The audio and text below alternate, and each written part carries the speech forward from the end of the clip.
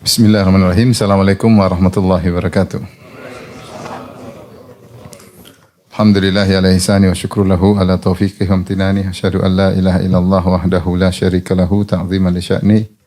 Wa asyhadu anna Muhammadan abduhu wa rasuluhu da'ala ridwani. Allahumma salli alaihi wa ala alihi wa ashabihi wa ikhwani. Hadirin hadirat rahmati Allah Subhanahu wa taala, kita lanjutkan setelah pada pertemuan kemarin kita membahas tentang zakat dan sedekah. Sekarang kita masuk pada petunjuk Nabi SAW dalam berpuasa. Ya. Petunjuk Nabi dalam berpuasa. Ibnu Qayyim rahimahullah berkata, tatkala maksud dari puasa adalah menahan jiwa dari syahwat dan melepaskan dia dari kebiasaan yang dia sukai, kemudian juga mengontrol energi syahwat tersebut agar bisa untuk meraih apa yang merupakan puncak kebahagiaannya, ya, dan juga bisa menerima apa yang menjadikan jiwanya menjadi mulia sehingga bisa mendapatkan kehidupan yang abadi. Maka disyariatkanlah puasa. Ya. Jadi beliau menyebutkan di antara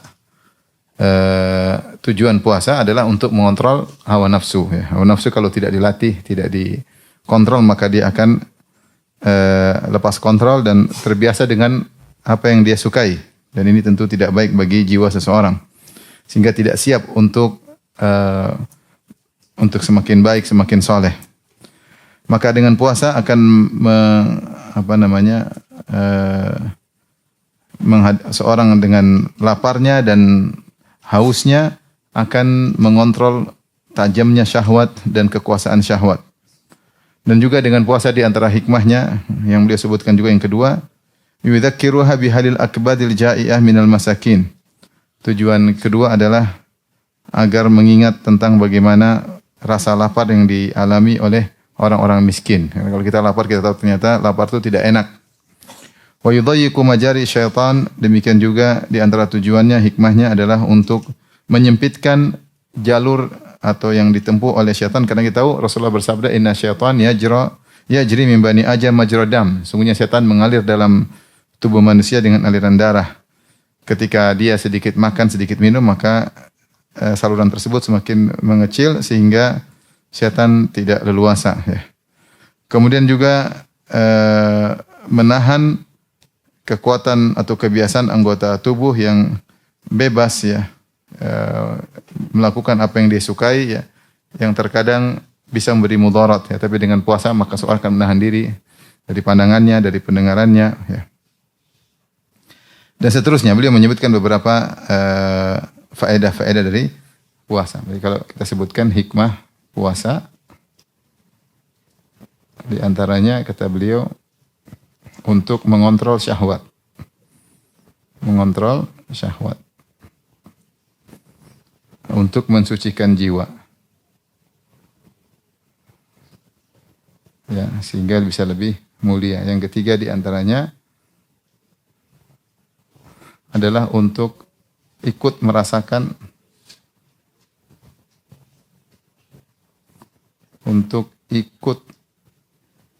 rasa lapar, merasakan apa yang dirasakan oleh orang miskin. Oleh orang-orang miskin, sehingga menjadi lebih peka. Ini menjadi lebih apa? Lebih peka terhadap orang-orang miskin. Karena dia tahu bagaimana rasanya lapar, ya, bagaimana rasanya lapar, bagaimana rasanya haus, ya. Sebagian juga ulama menambah seperti Ibnu Rajab Al-Hambali, di antaranya untuk peka terhadap para jomblo, kasihan, ya. Karena orang yang berpuasa menahan syahwat, ya. Menahan syahwat itu tidak enak, ya. Oleh karenanya kasihan para jomblo. Dengan demikian kalau ada jomblo yang mau menikah, jangan dipersulit, ya. Karena sekarang banyak orang persulit orang jomblo yang menikah. Maharnya ketinggian, aturannya banyak, ya. Harus pilih hari baik, hari buruk, tambah susah lagi, tertunda-tunda. Kemudian di antaranya beliau melatih anggota tubuh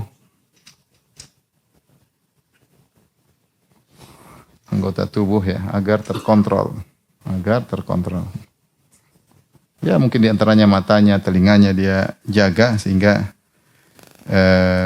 tidak bebas ya. Makan juga dia jaga dan seterusnya. Kemudian di antara hikmah yang lain yang beliau sebutkan bahwasanya puasa adalah perisai bagi orang yang bertakwa. Junnah bagi orang yang bertakwa. Kata beliau, junnatul muharibin waridul abraril muqarrabin wa huwa, yang ini jadi orang yang berpuasa dia punya penghalang karena kalau dia puasa dia takut bermaksiat, jadi terbiasa meninggalkan maksiat. Karena kalau dia nekat bermaksiat maka puasanya akan hilang pahalanya. Maka dengan demikian menjadi perisai. Makanya Rasulullah mengatakan as-shaumu junnah, puasa adalah perisai. Kemudian di antara hikmah bahwasanya puasa hanyalah untuk Allah. Amal yang spesial untuk Allah. Dalam hadis kata Allah Subhanahu wa taala hadis qudsi, kullu amal ibni Adam lahu illa siyam. Seluruh amal anak Adam adalah untuk dia kecuali puasa. Fa innahu li. Puasa hanyalah untukku, di mana yada'u ta'ama wa syarabu wa syahtahu min ajli. Dia meninggalkan makanan, minumannya dan syahwatnya karena aku, ya. Bahkan kata Ibnu Qayyim rahimahullah taala, kalaupun dia meninggalkan makanan dan minuman dilihat oleh orang, maka tetap niatnya yang karena Allah, tidak ada yang tahu. Seandainya orang tahu, kenapa kau tidak makan lagi puasa? Orang tahu. Tapi orang tidak tahu bagaimana niatnya, yang tahu hanya Allah, yaitu tentang keikhlasannya. Ikhlasannya. Karena dia berpuasa karena Allah Subhanahu wa taala. Makanya beliau mengatakan qad yattali'una minhu ala tarkihil muftirat adh-dhahirah. Mungkin orang-orang bisa lihat dia tidak makan, tidak minum ketika puasa. Wa amma kaunuhu taraka ta'amahu wa syarabahu wa syahwatu min ajli ma'budihi fa amrun la tali alaihi bashar. Adapun niatnya ikhlas meninggalkan makanan dan minuman dan syahwat hanya karena Allah, maka tidak ada yang tahu. Yang tahu hanyalah Allah ikhlas atau tidak, dan inilah hakikat siyam, hakikat puasa. Hakikat puasa yang paling penting adalah mengajarkan tentang keikhlasan, yaitu pengorbanan. Seorang meninggalkan apa yang dia cintai, yang dia sukai, kebiasaan hawa nafsunya karena Allah Subhanahu wa taala, maka dia terlatih untuk meninggalkan apa yang dicintai karena Allah Subhanahu wa taala. Ini kata Ibnu Qayyim, inilah hakikatu wa dzalika hakikatu shaum. Inilah hakikat puasa, yaitu meninggalkan kelezatan karena Allah Subhanahu wa taala.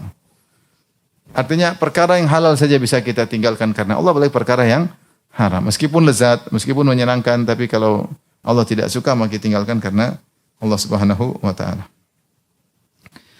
Baik, kemudian beliau menyebutkan juga faedah yang lain.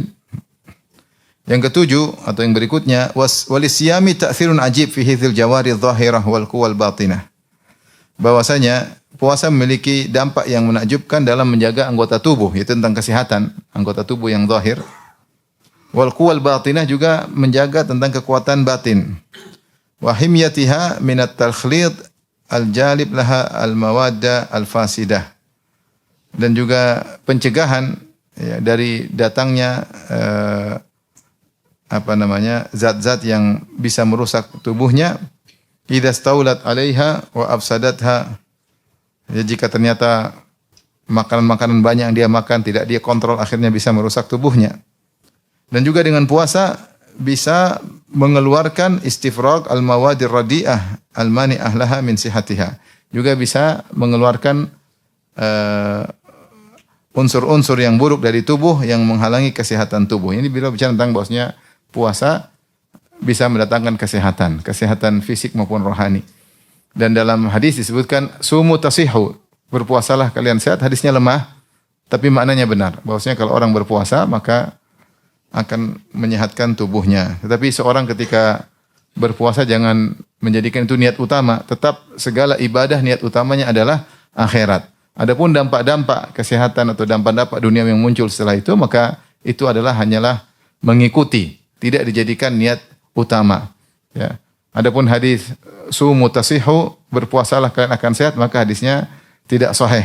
Tidak sahih. Tapi kalau efek dari puasa adalah kesehatan, ini benar sekarang diketahui juga secara ilmiah bahwasanya anggota tubuh atau lambung butuh istirahat dalam beberapa waktu sehingga bisa mereparasi kekurangan-kekurangan yang ada dalam dirinya atau bisa mengeluarkan hal-hal yang tidak baik dari tubuh sebagaimana disyaratkan oleh Ibnu Qayyim rahimahullahu taala. Kemudian juga beliau berkata, "Fasaumu yahfadhu 'alal qalb." Bahwasanya puasa menjaga hati dan juga menjaga anggota tubuh, menjaga kesehatannya. Wa yu'idu ilaiha mastalabatu minha aidi syahwat. Yang tadinya syahwat telah menguasai hati seseorang, maka dengan berpuasa bisa kembali lagi kondisi yang lebih sehat, yang normal, yang sebelumnya telah dirusak oleh syahwat. Karena hati bisa tercabik-cabik, tercoreng, ternoda dengan kotoran hitam karena syahwat yang dilakukan oleh seorang, baik dengan pandangan maupun dengan pendengaran maupun dengan maksiat. Ketika dia berpuasa ini bisa menjadi normal kembali. Maka puasa adalah min akbaril aun ala taqwa. Dia adalah penolong yang paling besar untuk meraih ketakwaan sebagaimana firman Allah Subhanahu wa taala, "Ya ayyuhalladzina amanu kutiba alaikumusiyam kama kutiba aladzina min qablikum la'allakum tattaqun." Wahai orang yang beriman, diwajibkan atas kalian berpuasa sebagaimana diwajibkan atas orang sebelum kalian agar kalian bertakwa. Jadi beliau menyebutkan lagi faedah yang lain. Tadi yang ke-6. Yang ke-7 tadi apa, Ikhwan? Menjaga kesehatan dia. Kesehatan. Dia mencegah yang unsur-unsur yang buruk, mencegah preventif ya, mencegah terkumpulnya ya, akumulasi unsur-unsur yang buruk. Yang juga berikutnya menghilangkan racun-racun. Orang bilang apa? Detox, benar nggak?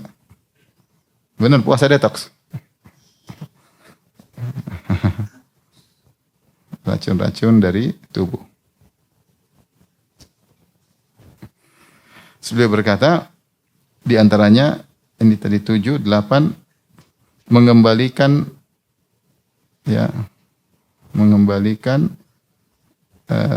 hati menjadi normal kembali.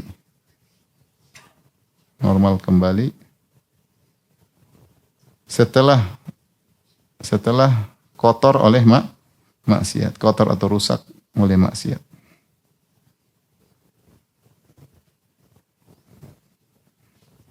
Sehingga beliau mengatakan bahwasanya puasa adalah faktor untuk meraih ketakwaan, faktor utama meraih ketakwaan. Raih takwa. Sebenarnya dalam surat Al-Baqarah ayat 183, Quran surat 2 183. Tapi kemudian beliau berkata, Rasulullah bersabda as-saumu junnah, bahwasanya puasa adalah perisai. Maksudnya Nabi SAW memerintahkan orang yang syahwat nikahnya sudah bergejolak sementara dia tidak punya kemampuan untuk menikah, maka di antara obatnya adalah berpuasa. Dan puasa menjadikan pengurang syahwatnya. Jadi menjadikan syahwatnya tidak bergejolak lagi dengan puasa tersebut. Oleh karena Rasulullah SAW mengatakan, ya ma'syaras syabab man istata'a minkumul ba'a falyatazawwaj. Wahai para pemuda sekalian, siapa yang di antara kalian mampu untuk menikah, maka menikahlah. Yaitu jangan jadi jomblo dan jomblowati. Ya. Fa innahu aghaddu lil basar wa ahsanu lil farj. Karena menikah bisa menundukkan pandangan dan menjaga kemaluan. Faman lam yastati' fa alaihi bisiyam. Siapa yang tidak mampu untuk menikah, maka hendaknya berpuasa. Maka puasa adalah solusi bagi orang yang syahwatnya bergejolak tapi belum punya fulus, tidak bisa menikah, maka hendaknya dia berpuasa. Yang jomblo sini coba angkat tangan, ada? Jomblo? Puasa. Karena jomblo adalah penderitaan, tadi kita sebutkan. Orang yang menahan syahwat itu penderitaan, makanya di surga enggak ada orang jomblo dan jomblowati. Karena jomblo adalah penderitaan. Nah, untuk mengurangi penderitaan tersebut, hendaknya dia berpuasa. Tapi tentunya ini salah satu faktor. Faktor paling utama adalah dia menjaga dirinya, tidak melihat yang haram-haram sehingga dia bisa mengontrol dirinya. Adapun dia berpuasa tapi tidak menjaga pandangannya, maka puasa tersebut tidak memberi efek yang besar. Kemudian beliau berkata, wal maksud anna masalih shaum lamma kanat masyhudatan bil uquli salima wal fitrul mustaqimah syarallahu li ibadi rahmatan bihim. Maksudnya saya menjelaskan ini kata Ibnu Qayyim, tatkala kemaslahatan puasa sangat banyak, bisa difikirkan dengan akal yang sehat dan juga fitrah yang lurus, maka Allah pun mensyariatkan puasa sebagai rahmat bagi umatnya atau sebagai rahmat bagi hamba-hambanya. Wa ihsanan ilaihim, sebagai bentuk sayang kepada mereka. Ya, bukan karena sekedar merepotkan, sebagai bentuk bukti sebagai hamba, justru itu kebaikan buat mereka karena mendatangkan banyak maslahat untuk kebahagiaan mereka, menjaga kesehatan mereka, ya, mengontrol syahwat mereka, menjadi lebih soleh dan lain-lainnya. Maka ketahuilah bahwasanya puasa itu adalah kasih sayang Allah bagi hambanya. Maka jalankanlah puasa tersebut. Dan petunjuk Nabi dalam berpuasa, ya, jadi kita simpulkan, ini tadi yang 9 apa? Untuk apa namanya? Menolong orang jomblo, ya, benar. Menolong jomblo. Kesimpulannya bahwa puasa adalah rahmat Allah, syariat puasa rahmat Allah bagi hamba-hambanya. Justru di balik puasa itu banyak maslahat yang bisa diraih oleh sang hamba. Taib. Kemudian beliau menyebutkan bagaimana teladan Nabi dalam berpuasa setelah menyebutkan hikmah puasa yang begitu banyak. Apa teladan Nabi? Kata beliau adalah teladan Nabi SAW dalam berpuasa adalah teladan yang paling sempurna. Dan teladan Nabi adalah puasa yang paling mewujudkan maksud-maksud tujuan-tujuan tadi. Yang paling mewujudkan maksud-maksud tujuan puasa adalah cara puasa Nabi SAW. Setelah itu beliau menyebutkan tentang syariat puasa secara bertahap. Syariat puasa secara bertahap. Karena tidak mudah menjadikan tubuh yang biasanya makan minum, apalagi orang Arab yang makan biasa, minum biasa, kemudian mereka menyalurkan syahwat mereka dan biasa mereka bahkan di antara mereka yang punya istri sampai puluhan. Kemudian disuruh untuk berpuasa, ini bukan perkara yang mudah. Oleh karenanya butuh tahapan. Dan ini sama seperti ketika Allah Subhanahu wa taala mengharamkan khamar karena mereka sudah menggandrungi khamar, bahkan khamar itu adalah minuman keseharian. Bahkan khamar adalah tanda sukses. Kalau orang sudah minum khamar itu sukses, ya. Maka ketika Allah mengharamkan khamar, Allah melalui 4 tahapan, tidak langsung. Dan itu di antara metode syariat dalam melarang seorang atau syariat tertentu dengan tahapan-tahapan sehingga lebih mudah bagi kaum muslimin. Maka beliau menyebutkan, Ibnu Qayyim rahimahullah ta'ala, tidak langsung, jadi baru disyariatkan, itu belakangan. Pada tahun 2 Hijriyah. Tahun 2 Hijriyah ini sama dengan 15 tahun kenabian. Tahun 15 kenabian. Sama dengan tahun 15 atau 14 kenabian. Karena Nabi SAW di Mekah berapa tahun? 13 tahun. Jadi untuk syariat puasa belakangan sekali. Setelah 15 tahun Islam berjalan baru ada syariat puasa. Pertama masalah akidah dulu. Makanya Aisyah mengatakan seandainya di awal Islam turun jangan minum khamar, jangan berzina, orang-orang akan minum khamar dan akan berzina karena akidah mereka belum kuat. Kemudian kalau pertama kali datang Islam kemudian tidak boleh makan sampai maghrib, mungkin berat bagi mereka karena akidah mereka belum kuat. Maka di antara hikmah Allah Subhanahu wa taala mensyariatkan puasa termasuk belakangan tahun kedua Hijriyah, yaitu setelah 15 tahun Nabi berdakwah. Sehingga Rasulullah SAW Nabi puasa Ramadan selama 9 kali. 9 kali. Dari tahun kedua sampai tahun ke-10. Karena tahun 11 Rasulullah SAW meninggal. Rasulullah wafat 11 Hijriyah pada bulan Rabiul Awal. Maka kalau begitu Rasulullah puasa 9 kali. Dari tahun kedua sampai tahun ke-10. Dan kebanyakan Rasulullah puasanya 29 hari. Kemudian yang berikutnya tahapan pertama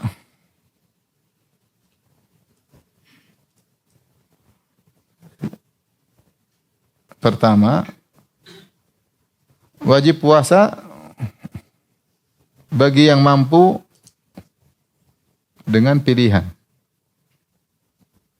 Dengan pilihan. Takhyir disebut apa? Takhyir. At-takhyir.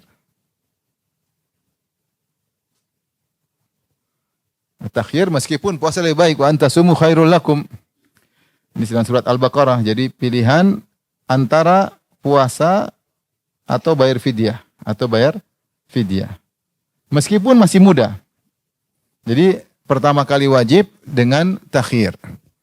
Ya, tapi tentu kata Allah antasumu khairul lakum, puasa lebih baik, tapi masih boleh memilih. Ini tahapan pertama. Kemudian tahapan kedua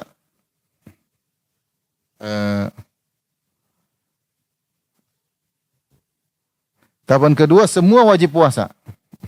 Semua wajib puasa yang mampu wajib puasa. Adapun orang tua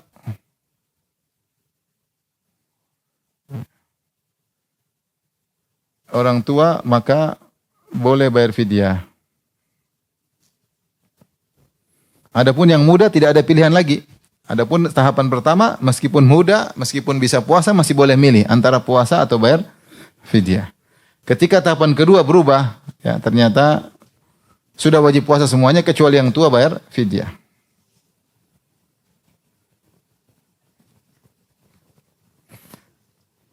Demikian juga bagi yang puasa, yang sakit dan musafir maka boleh puasa dan atau tidak puasa tapi dengan mengqadha ya. Kemudian berikutnya tahapan ketiga, ini agak berat atau lanjutan dari tahapan kedua ini, yaitu puasa pada awalnya bagi yang sudah tidur tidak boleh makan. Tidur malam tidak boleh makan lagi. Tidak boleh makan lagi. Jadi siapa yang maghrib makan, kemudian dia tidur, dia bangun, sudah tidak boleh makan lagi sampai besok. Kemudian yang keempat, Allah turunkan ayat, "Uhilla lakum lailatas siyami rafathu ila nisaikum," tahapan terakhir yang seperti sekarang. Yang seperti sekarang itu boleh makan sampai sebelum fajar, boleh makan dari maghrib hingga sebelum fajar. Adapun yang ketiga ini repot ini, tahapan ketiga ini agak berat ya. Sampai ada sahabat yang pingsan ketika dia buka puasa, kemudian dia lupa ketika dia pulang ternyata tidak ada makanan, akhirnya istrinya disuruh cari makan.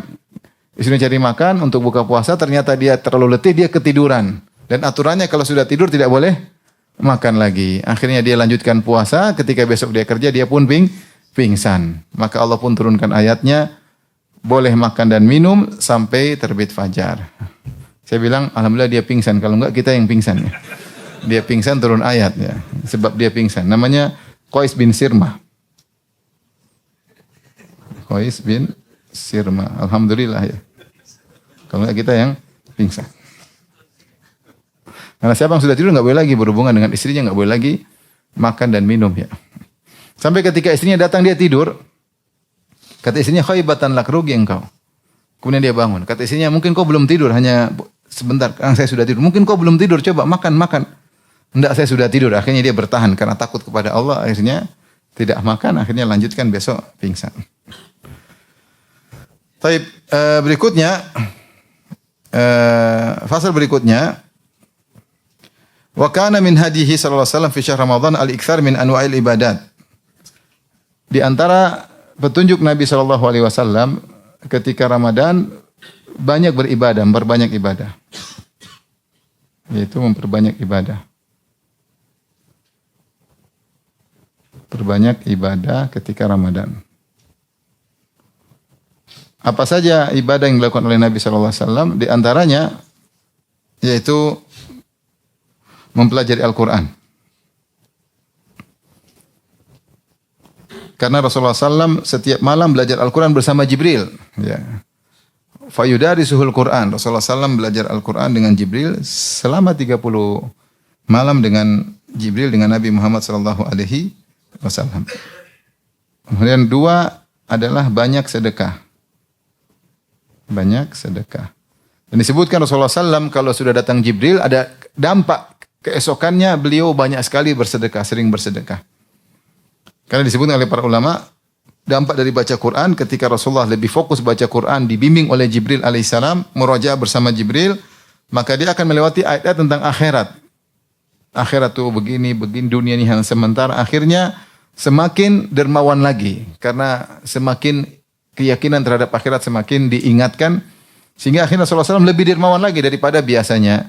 Makanya disebutkan, karena Nabi SAW ajwad dan nas. Rasulullah adalah orang yang paling dermawan. Wa kana ajwad ma yakun fi Ramadan. Dan puncak kedermawanan beliau adalah ketika di bulan Ramadan. Hina yalqahu Jibril. Kapan? Ketika bertemu dengan Jibril. Menunjukkan bahwasanya orang kalau sering baca Al-Quran dan paham maknanya dan tadabbur akan punya dampak efek dalam kehidupan keseharian. Ketika Rasulullah lebih fokus lagi, apalagi bertemu dengan makhluk yang soleh seperti Jibril alaihissalam, maka akan dampak efeknya ada di ketika siang hari Rasulullah lebih banyak bersedekah. Dan disebutkan Rasulullah SAW ajwadu birrihil mursalah ya. Rasulullah SAW lebih cepat daripada angin yang berhembus ya. Rasulullah wala Rasulullah SAW ajwadu bil khair minar rihil mursalah. Rasulullah SAW lebih cepat daripada angin berhembus dalam kedermawanan. Disebut angin berhembus karena memiliki dua sifat, yaitu cepat dan tersebar. Seorang bersedekah demikian. Rasulullah SAW hari Ramadan lebih cepat daripada angin. Menunjukkan Rasulullah sedikit bersedekah. Karena bagi dia dunia hanyalah sementara dan akan ditinggalkan. Kemudian di antara ibadah adalah salat, berbanyak salat, kemudian zikir, kemudian iktikaf. Di antara ibadah-ibadah Nabi yang Rasulullah fokus ketika di bulan Ramadan.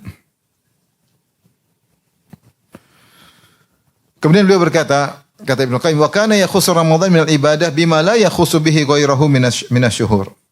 Adalah Rasulullah SAW mengkhususkan ibadah-ibadah tertentu yang tidak beliau lakukan di bulan-bulan yang lain. Di antaranya tadi apa? I'tikaf.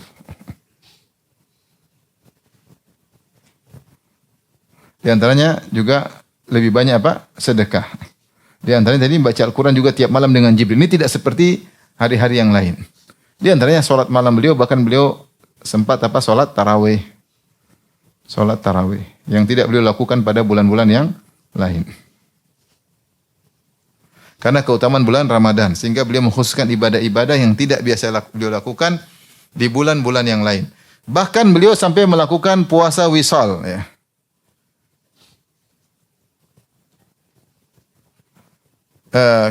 Innahu kana liwasil fi ahyanan liwafir sa'ati laili wa nahari 'ala al-ibadah wa kana yanasa minul wisal. Bahkan beliau melakukan apa? Wisal. Bahkan melakukan wisal. Wisal. Al-wisal. Wisal adalah puasa nyambung berhari-hari. Nyambung puasa 2 hari atau lebih tanpa makan dan minum.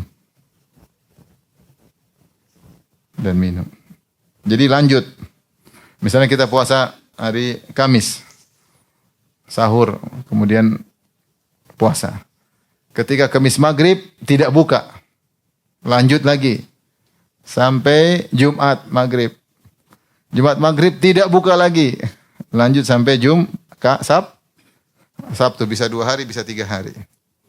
Dan Rasulullah SAW ditanya oleh para sahabat, innaka tuwasil, ya Rasulullah engkau lanjut puasa, itu tidak buka sama sekali sampai berhari-hari, 2-3 hari atau lebih. Maka Rasulullah menjawab, lastu kahayatikum, saya tidak seperti kalian, kalian jangan, saya tidak seperti kalian. Ini ya adhallu atau abitu wa fi riwayatin inni adhallu inda rabbi yut'imuni wa yasqini. Adapun aku bermalam di sisi Rabbku dan Rabbku senantiasa memberikan aku makan dan minuman sehingga aku kuat untuk berpuasa. Kalian jangan. Jangan. Jadi puasa wisal adalah puasa kekhususan Nabi sallallahu alaihi wasallam. Rasulullah bisa puasa 2, 3 hari, 4 hari, 5 hari tanpa makan dan minum. Adapun sahabat Rasulullah larang. Dari sini para ulama berselisih apa maksudnya Nabi mengatakan kalian jangan puasa wisal, jangan ikuti aku karena aku tidak seperti kalian. Aku adzallu inda rabbi yut'imuni wa yasqini. Adapun aku menginap di sisi Rabbku sehingga Allah senantiasa memberikan aku makan dan minum. Para ulama berselisih apa maknanya Nabi berkata Allah senantiasa memberikan aku makan dan minum. Maka secara umum ada dua pendapat. Pendapat pertama mengatakan bahwasanya yaitu Allah benar-benar mengasihi makanan dan minuman yang konkret, yaitu Rasulullah makan dan minum meskipun tidak kelihatan tapi ada gizi makanan dan minuman yang masuk ke tubuh Nabi sehingga Nabi kuat karena Rasulullah SAW makan dan minuman karena Allah kasih. Adapun kalian tidak dikasih, maka jangan tiru aku. Ini pendapat pertama. Pendapat yang kedua, dan ini pendapat yang Ibnu Qayyim rahimahullahu taala, maksudnya Allah memberi makan dan minum yaitu Allah memberikan iman yang tinggi, kecintaan kepada Allah Subhanahu wa taala, kedekatan kepada Allah Subhanahu wa taala, kerinduan bertemu dengan Allah yang meliputi hati Nabi sallallahu alaihi wasallam sehingga kekuatan tubuh, kekuatan hatinya membuat beliau tidak perlu dengan energi secara fisik.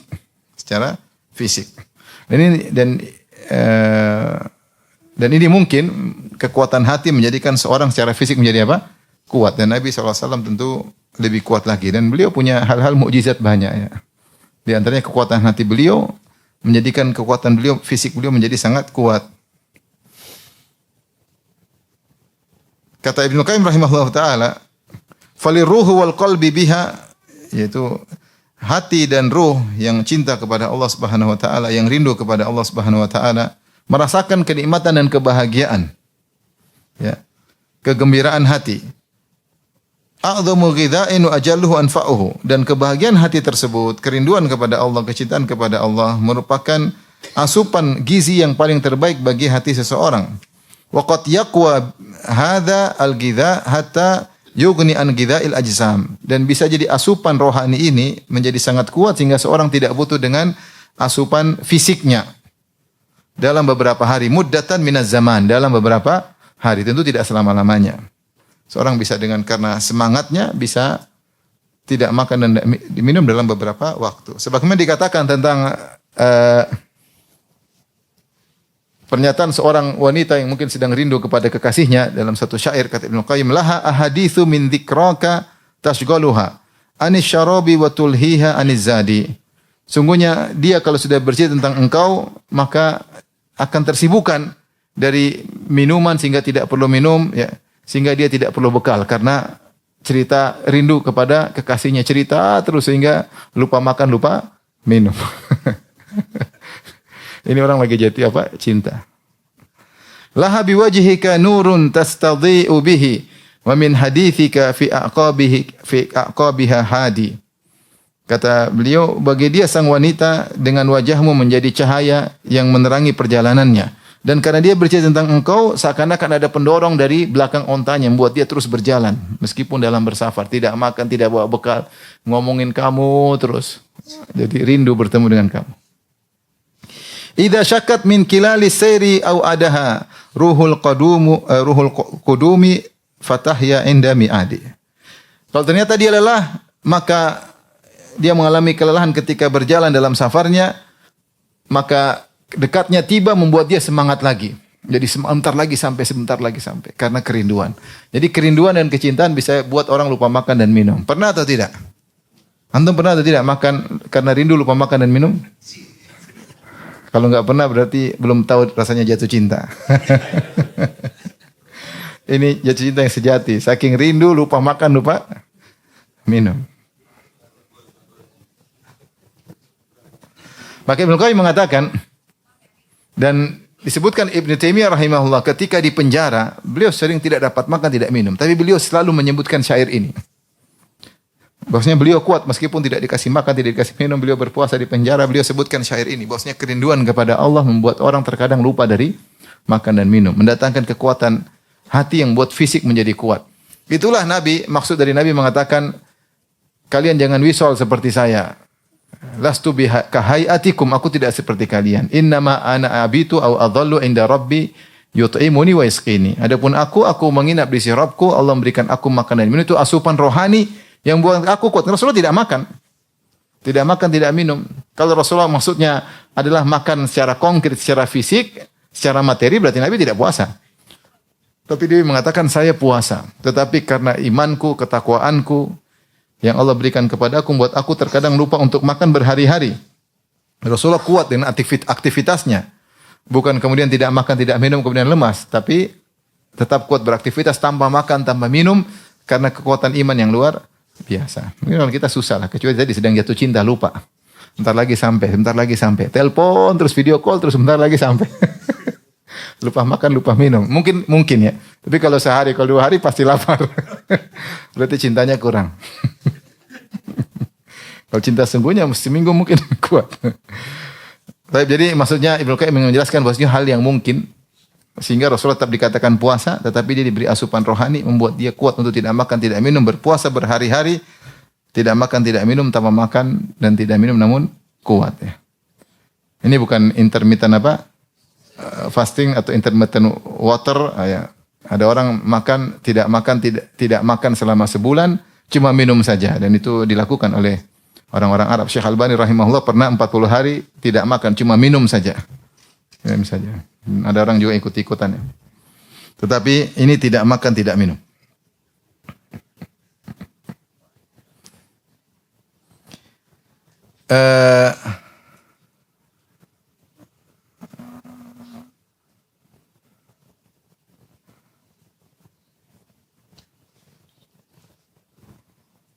Dalam satu riwayat, sahabat semangat untuk berpuasa.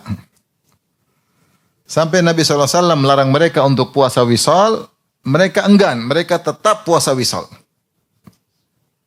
Akhirnya Rasulullah temani mereka puasa wisal. Sehari, tambah lagi hari, beberapa hari. Mereka ikut-ikutan tidak makan, tidak minum. Nanti mereka KO. Beda dengan Nabi SAW.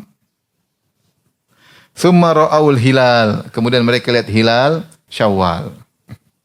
Faqala law ta'akhkhara al-hilal lazidtukum. Seandainya hilal terlambat datang, aku akan temani kalian terus puasa. Kata para ulama, itu katankil, itu Rasulullah ingin beri mereka pelajaran. Kalian jangan ikut-ikut saya. Toh kalian sudah mulai lemas, KO, loyo. Alhamdulillah hilal Syawal muncul. Kalau enggak akan tambah lagi kalian lagi. Maka jangan ikut-ikutan saya. Rasulullah sudah bilang, lastu kahayatikum, saya tidak seperti kalian. Dari sini khilaf di kalangan para ulama apa hukum puasa wisal. Ada yang mengatakan haram, ini khusus buat Nabi SAW, karena Rasulullah melarang. Ada yang mengatakan tidak sampai haram tapi makruh. Buktinya Rasulullah nemani mereka tadi. Nemani mereka 1 hari, 2 hari, 3 hari. Qadarullah kelihatan apa? Hilal. Yang mengatakan haram, Nabi tadi nemani mereka untuk menunjukkan susah loh. Makanya Rasulullah mengatakan seandainya hilal terlambat, aku akan temani kalian lagi dan kalian akan kepayahan. Jadi tidaklah Nabi menemani mereka puasa wisal kecuali untuk memberi pelajaran bagi mereka bahwasanya wisal itu tidak disyariatkan. Kemudian datang dalam hadis Rasulullah mengatakan kalau kalian memang ingin wisal sampai sahur, boleh. Sesekali boleh seorang puasa hanya makan sekali ketika sahur, dia berbuka sahur depan. Boleh. Ini datang dalam hadis Rasulullah membolehkan.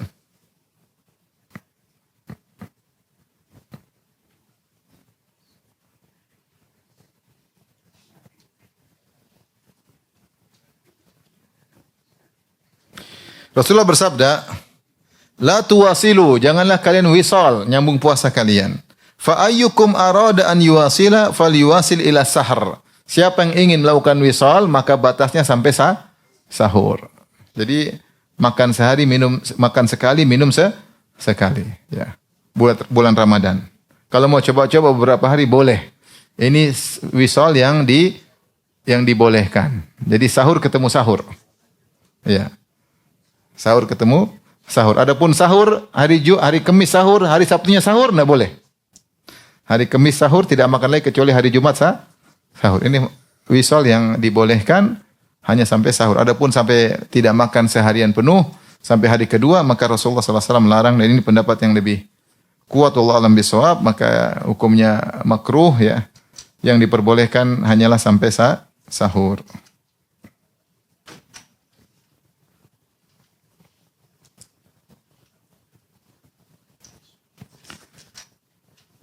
Dan datang dalil-dalil menunjukkan dianjurkan untuk bersegera berbuka, ya.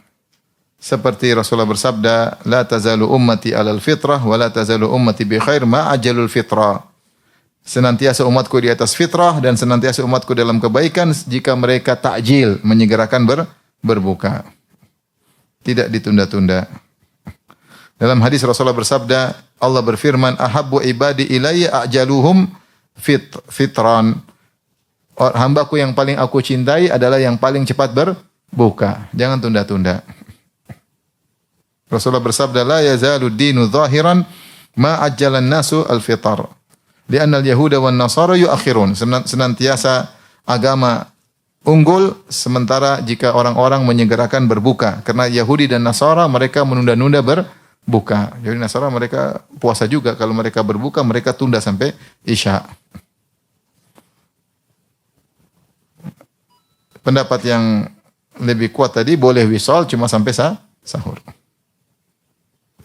Kemudian di antara pembahasan Ibnu Qayyim rahimahullah taala bahwasanya adalah petunjuk Nabi SAW, beliau tidak berpuasa Ramadan kecuali setelah melihat hilal dengan penglihatan yang jelas. Atau ada satu orang menjadi saksi melihat hilal.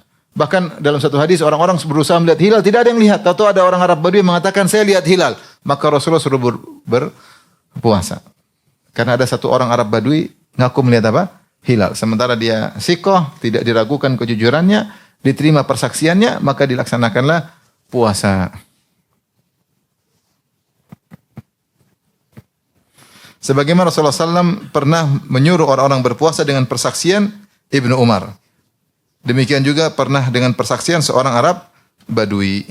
Maka Rasulullah cukup dengan kabar satu orang untuk menentukan adanya puasa. Ini diterapkan di Arab Saudi atau mungkin di tanah air kita juga. Kalau semua sudah melihat hilal, tiba-tiba satu orang melapor, saya melihat hilal dan orang yang terpercaya, maka diterima. Maka diterima jika memang dipercaya dan tidak ada penghalang.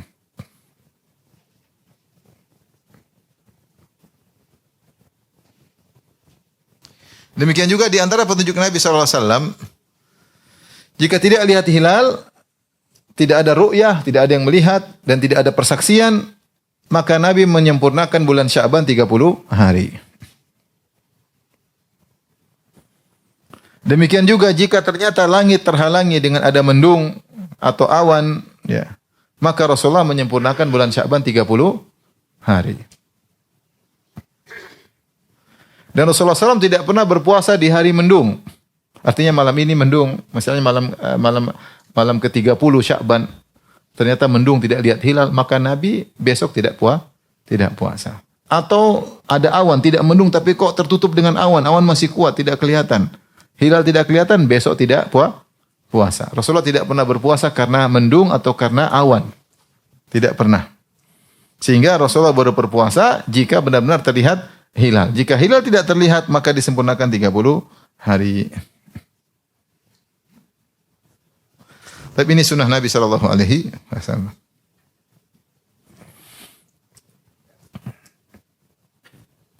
Dan Rasulullah melarang seorang karena berhati-hati dia berpuasa sehari sebelumnya atau 2 hari sebelumnya. Dalam hadis kata Rasulullah SAW, la taqaddamu Ramadan bisawmi yaumin wala yaumain. Janganlah kalian mendahului Ramadan dengan berpuasa sehari atau 2 hari sebelumnya. Untuk hati-hati, tidak boleh. Illa rajulun kana yasumu sauman falyasumhu. Kecuali orang terbiasa puasa sunnah, maka silakan. Misalnya kebetulan tanggal 30 Sya'ban adalah hari Senin dan dia biasa puasa Senin Kemis, maka dia puasa enggak mengapa. Bukan karena kehati-hatian Ramadan, tapi karena kebiasaan dia puasa Senin Kamis. Atau dia biasa puasa Daud. Ternyata puasa Daudnya jatuh pada 30 Sya'ban. Dan malam 30 tidak terlihat hilal, dia puasa tanggal 30 Sya'ban tidak jadi masalah. Bukan karena kehati-hatian, tapi karena itu kebiasaan dia puasa Daud. Adapun kalau dia tidak puasa Daud dan bukan jadwalnya puasa Senin Kemis, maka tidak boleh dia hati-hatilah puasa. Tidak boleh. Tidak boleh karena Rasulullah melarang. Kecuali yang biasa puasa. Dan hukum asal menyatakan jika tidak, bahwasanya Keyakinan tidak dihilangkan dengan keraguan dan kita sedang yakin di bulan Sya'ban, kita hanya bisa menghilangkan keyakinan kita jika datang yakin berikutnya. Yakin berikutnya adalah melihat hilal bulan Ramadan. Jika ternyata hilal bulan Ramadan diragukan, maka kita kembali pada hukum asal, hukum yang kita yakini bahwasanya kita sekarang sedang di bulan Sya'ban. Oleh karena Sya'ban disempurnakan 30 hari. Dan kaidah mengatakan al-yakin la yazulu bisyak. Keyakinan tidak dihilangkan dengan keraguan. Adapun Ramadan masih ragu, iya atau tidak, benar atau tidak, mendung. Maka kalau kita masih ragu, kembali kepada hukum asal, ini masih bulan apa? Sya'ban.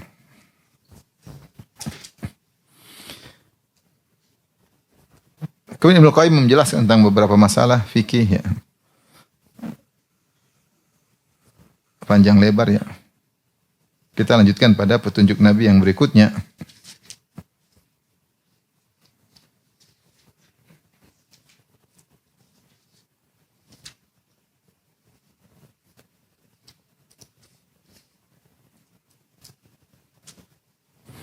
Tadi sudah kita singgung, di antara petunjuk Nabi SAW adalah menyuruh perintah berpuasa jika ada satu orang yang bersaksi. Tidak harus dua orang. Makanya waktu Ramadan kemarin, kita menduga Sya'ban 30 hari di Arab Saudi. Bahkan ahli perbintangan semuanya rata-rata saya baca laporkan Sya'ban 30 hari. Dan kita sudah siap-siap makan di restoran malam itu. Ternyata ada satu orang, dia bilang, hilal kelihatan. Cuma satu Saudi dia sendiri yang lihat. Akhirnya diterima persaksiannya. Akhirnya besok puasa, akhirnya nggak jadi makan malam, akhirnya sholat tarawih. Kejadian kemarin. Akhirnya saya puasa 31 hari. Karena saya Ramadan Lebaran di sini. Saya puasa di luar, Indonesia belum apa? Puasa. Ketika saya pulang, Saudi sudah Lebaran, sini masih puasa. Jadi saya umur hidup baru puasa 31 gara-gara orang tadi yang lihat. Tapi diterima karena satu orang, ada yang protes, mungkin salah lihat. Pokoknya kalau satu orang bersaksi dan dia tidak dituduh macam-macam, ya sudah diterima Pak persaksiannya. Meskipun ada yang mengatakan boleh menggunakan hisab untuk menolak karena secara ilmu hisab tidak mungkin macam, tapi Saudi menerapkan jika ada yang lihat diterima. Yang penting orangnya terkenal memang ahli melihat apa? Hilal. Karena pernah ada kejadian orang lihat hilal, semua orang tidak lihat, dia lihat sendiri. Kok semua orang nggak lihat, dia sendiri lihat. Benar kau lihat, benar. Coba dicek, ternyata ada bulu putih di sini di matanya. Oh itu hilalmu, coba kelihatan nggak? Oh enggak. Ternyata ada rambut putih, ubannya nempel sini, kira hilal. Tapi aturannya kalau satu orang lihat, maka dianggap. Jika tadi memenuhi persyaratan sebagai penglihat hilal. Kemudian di antara sunnah Nabi SAW, Rasulullah SAW adalah segera menyegerakan berbuka. Wa kana yu'ajilul fitr. Wa yuhuddu alaihi, dan Rasulullah memotivasi untuk segera berbuka. Wa itasahar, Rasulullah bersahur. Bersahur, meskipun kita kuat, kita berusaha bersahur. Wa yuthu ala sahur, dan Rasulullah yahuthu ala suhur, dan memotivasi orang untuk bersahur. Wa yuakhiruhu, dan sunnah Nabi adalah mengakhirkan sahur. Wa yuraggibu fi ta'khirih, dan Rasulullah motivasi untuk mengakhirkan sahur ya. Sampai Rasulullah mengatakan inna bilalan yu'adzinu bil-lail fakulu washrabu hatta yu'adzina ibnu ummi maktum. Sungguhnya Bilal azannya masih malam. Terus makan dan minum sampai ibnu ummi maktum mengumandangkan azan. Itu makan dan minum sampai dengan azan kedua. Sebelum dengan azan kedua makan aja. Jadi Rasulullah menyuruh mengakhirkan apa? Sahur.